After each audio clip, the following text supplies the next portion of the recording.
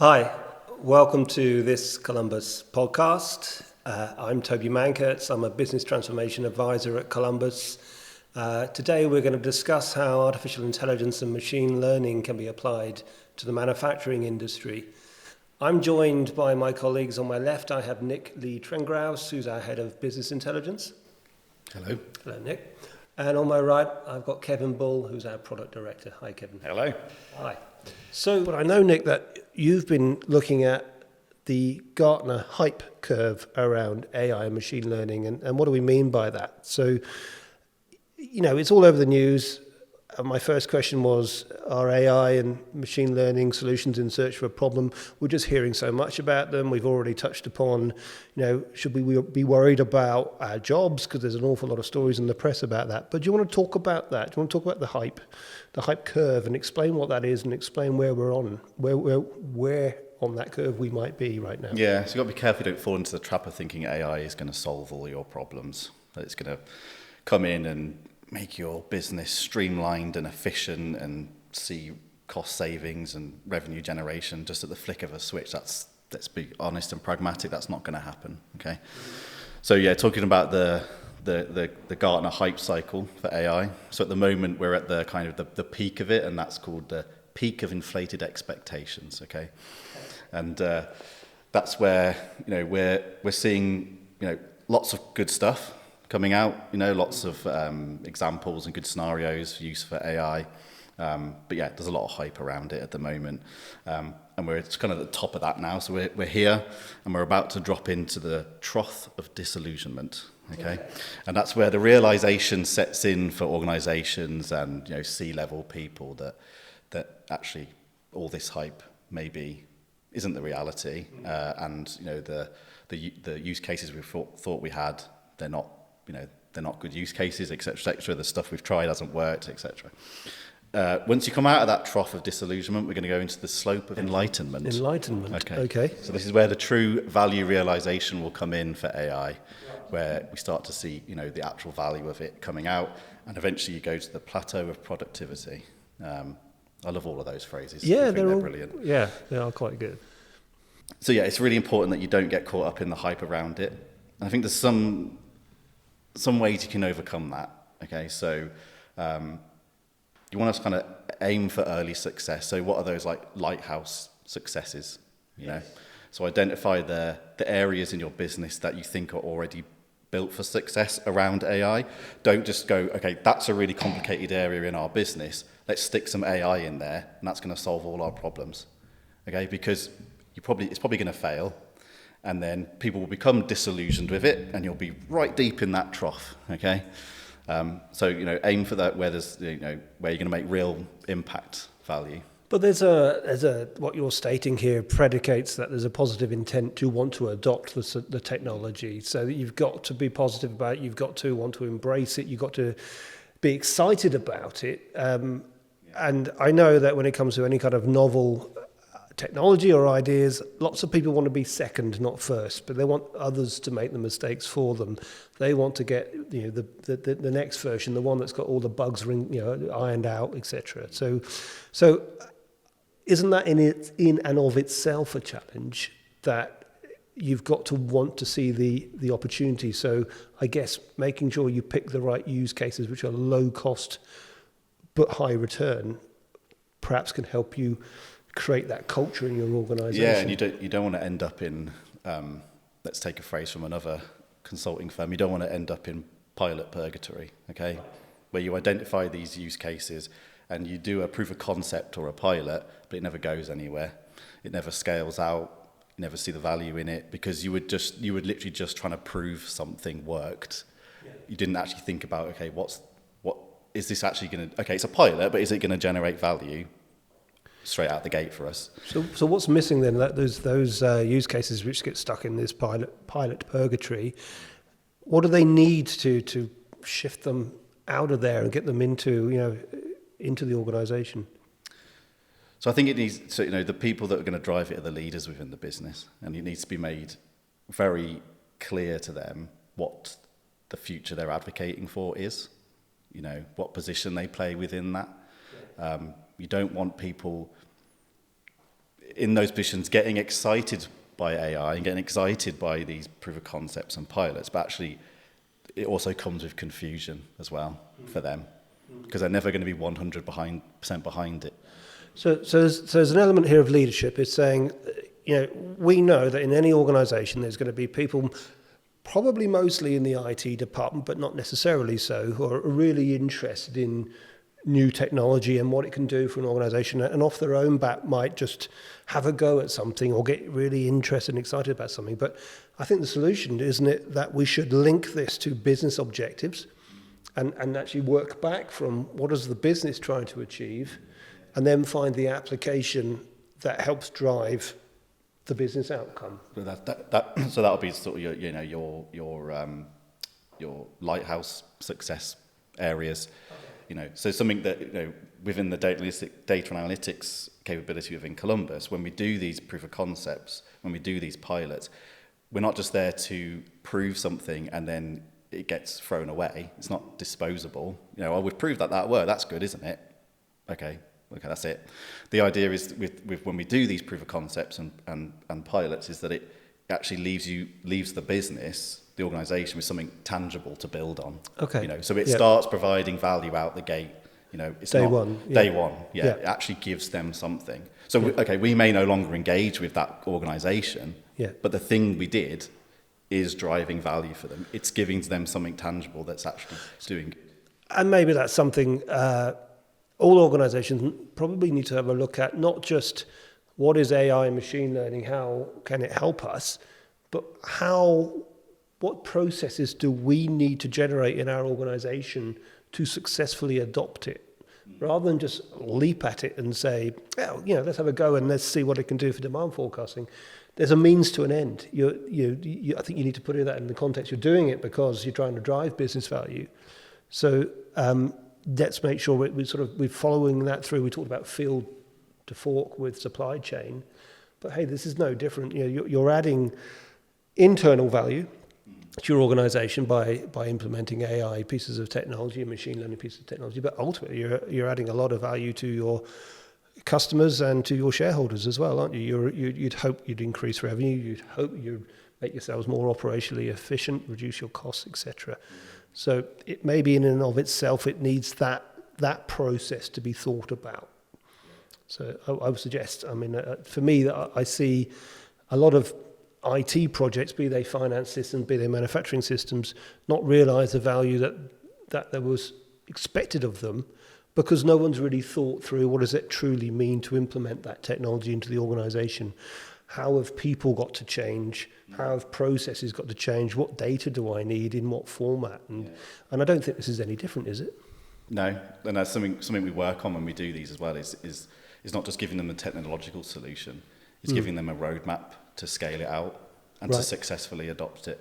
Yeah. So it's actually giving them a physical document that we've worked with them on. Yeah. Say within, let's just say 6 months' time, 6 to 12 months' time. These are the steps you need to follow to be at this point on your journey. And I guess that moving from this, what was the first peak of that hype curve? What did you call it? Peak of inflated expectations. Peak of inflated expectations. Yeah. So I think it's probably behoven of us, organisations like ours, the customer senior management team, to burst that bubble. To say, well, look, okay, great, yeah, sure. This is a thing that so far is pretty wide open, and there can be any and all number of applications and use cases for it. But hang on, let's just work out what do we need, right? And so to move down the trough of disillusionment to get onto that slope of enlightenment. Snout in there. Yeah. It's. I guess you probably want to start at that slope of enlightenment position, or if not that plateau of productivity position, and work back to say, well, what does that mean? What's it going to look and feel like for our organisation when we're just using it, we've just embedded it, and it's just another thing we do? How do we get there? So, I think that's what makes Columbus different as well. I've worked with lots of organisations and lots of different consultancies, and I think Columbus is more pragmatic in its advisory. We won't just go in and say, yeah, just apply it there. That's amazing. Now pay us, please. We're not there to do that. we're going to be honest with you and actually help you identify, again, those lighthouse success areas. We'll help you identify those. We won't just blanket you with AI everywhere and be on our way afterwards after you've paid us, Yeah, we're going to be honest. I think really to that comes back to thinking holistically as a process. So AI and machine learning is one component. I know we've used this demand planning as an example, but that is an absolute classic. AI will look over data and it'll give us something that predicts out what it thinks the version of the future might be, but it's relying on a lot of factors. And the real data might not have everything that's going to take place in the future. It doesn't know necessarily what your promotional patterns are going to be over the next 12 months. It doesn't know that you are going to move into new markets. It doesn't necessarily know that you are going to discontinue a product range. So that sort of factor needs to be built into the whole process. Yes, we're using AI and machine learning, but we've got to make sure that we are addressing this and taking that base data set and planning it out. And isn't that the learning aspect of machine learning? You've got to tell the machine, give it the inputs, give it the variables, and right? the correct inputs as well. And this is what I meant by earlier about having the right data, because you might have some spikes and you might have some troughs that you wouldn't actually expect in your normal run of things. So perhaps you disposed of a load of material because it was about to expire. That created this huge spike up here, but it doesn't actually apply next year. You wouldn't expect that to apply next year at that time. So you should not be thinking of that as seasonality, and you don't want the algorithms to take that to work it. So removing these outliers, these exceptional pieces of data, can be really important. It does depend, of course, on your data profile. It'll depend on what you sold and how that worked over the last X months, years, ideally. More data, the better for these tools. But yeah, you've got to build it into the process. So it's not a panacea. We shouldn't be seen as, we need some machine learning, whatever that means. We need some AI. Let's just switch that on and everything will be fine, right? Yeah, you've got to, in that particular example, actually introduce some human evaluation of that and give it the extra little bits of nugget that say, but we're going to do this then. Right. So I guess my next question then is, so what are we seeing today in the marketplace with rather, I don't know if we're going to say who's doing this well, but people who are embedding this well into their organizations, how are they doing it? What's setting them apart? I think retailers have gone probably the furthest, and it needs to feed down from there. So if you think about the major retailers and what they're doing, they will do an awful lot of analysis on the sales in stores and who's buying what in what basket and what it actually looks like, and even how long they're dwelling on locations in the go. That's another example of AI being used in a way that analyses where people are dwelling on particular places in the store, and then the sorts of things they're doing there. So they've probably gone the furthest, but they've got the biggest pocket really at the end of the day. A lot of the manufacturers further down haven't had that luxury yet. And I guess retail can sort of tweak and fail fast, can't they? If you're talking about digital commerce websites, for example, you can make changes, can't you? You can change your layout, you can change whatever sort of format or whatever your website, and then assess the impact of And the same in store. You can put things on the end of aisle and see what the impact of that is. Are the dwell times increasing? Are the sales to the baskets increasing? All of those can be driven through that. So I think that's where it starts. It's just got to feed down now. It's got to feed down to the next levels, and we need to start thinking about it more in manufacturing and how it can really drive those efficiencies that we're looking for. And I think that's the key, because fast-moving consumer goods is one thing. Your feedback is pretty immediate, but if you're manufacturing one-offs, rather than widgets, I think it's more of a slow burn, isn't it? It's more difficult, yeah. If you are configured to order or even engineered to order, taking it to an extreme, then you don't know what's coming next really, and the predictions of that get a lot harder. So maybe where AI comes into its own in that context is one of those, or some of the things you said earlier on about maybe it's things like cognitive services, maybe some of the demand forecasting, automation of repetitive processes. Even if you're building machines, there's going to be an elements of welding and whatever else that are the level within the plant, the bill of material structure, and the sub-assembly levels that you can you can forecast perhaps at a sub-assembly level rather than the finished product level. So there's different ways to actually cut the cloth there depending on what your particular manufacturing model actually supports. Yeah. Okay. And from a technical perspective, Nick, are you seeing what are you seeing in organisations that are embracing this well? What are they doing? What's setting them apart? For the sort of the high, let's call them high performing organisations around AI who are a bit more mature in their AI adoption and rollout, and I mentioned it earlier around AI is becoming more of a revenue generator. Yes.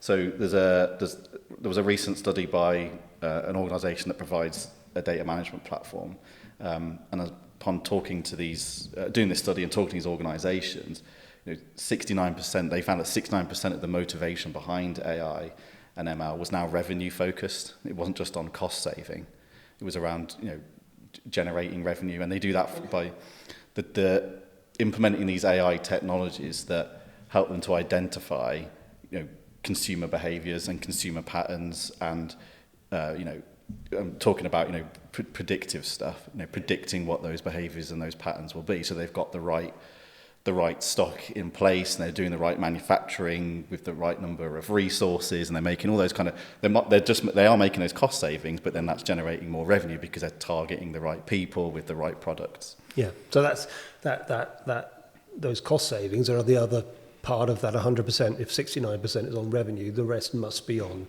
how do we be more operationally efficient. I mean, if you say 69% of the motivation for these AI products is revenue generation, right? Motivation. By doing that, yeah. by doing these projects to realise that revenue generation, a byproduct of that is cost savings.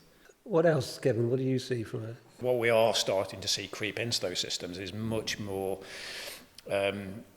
asking questions of the system.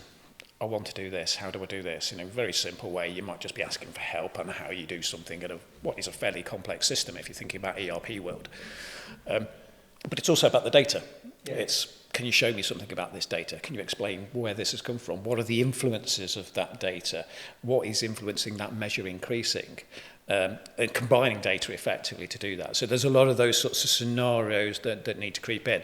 And it expands the data set that we need to look at as well. We need to start thinking about bringing much more of the external influences into our data so we can really get to the truth about why things are happening. Simple examples like, does the humidity in the factory actually affect the quality of produce? Yeah. If we've got some measure of humidity, again, come back to the sensors and taking that sort of information. If we've got that sort of content, can we actually then derive something from that? Does it actually influence it?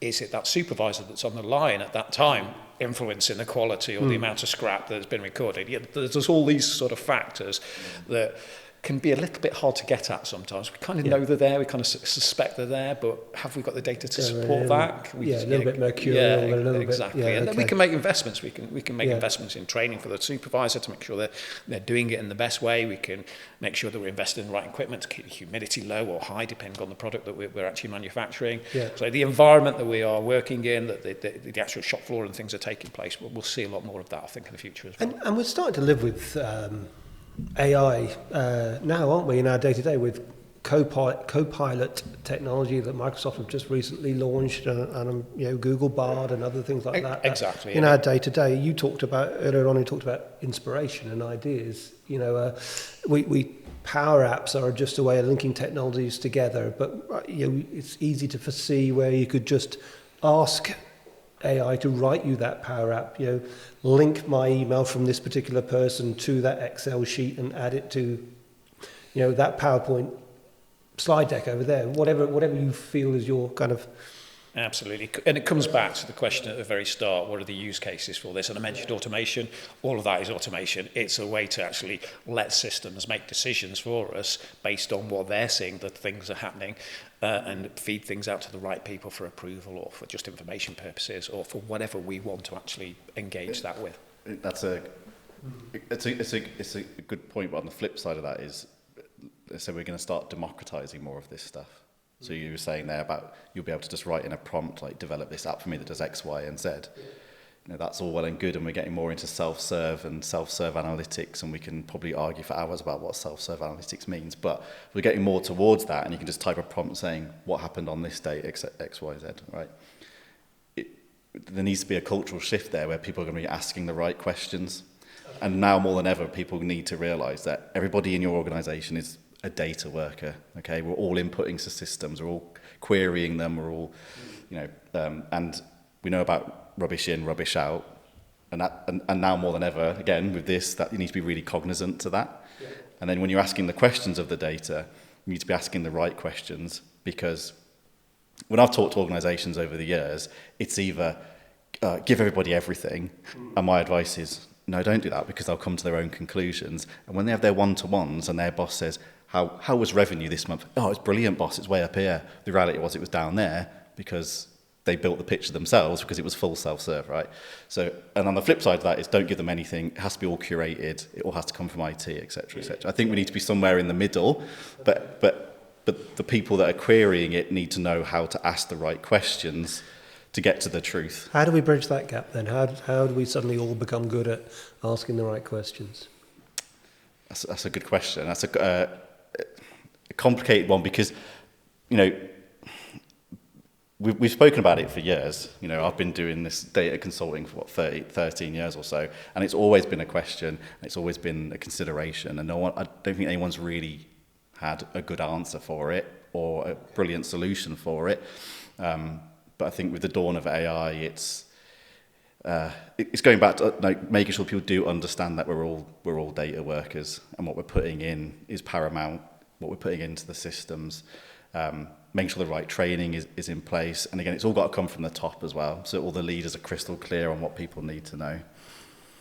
So, what I'm hearing you say, if I were to summarise, is set yourselves up for success by understanding where it is you want to be with AI and machine learning in your manufacturing organisation.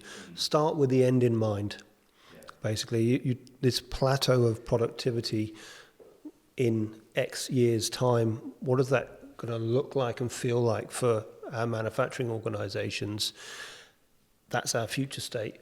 And then be very honest with yourselves about current state. Where is my data? What quality data? Is it all in a place where I can access it and do something about it? Have I got the right processes in place?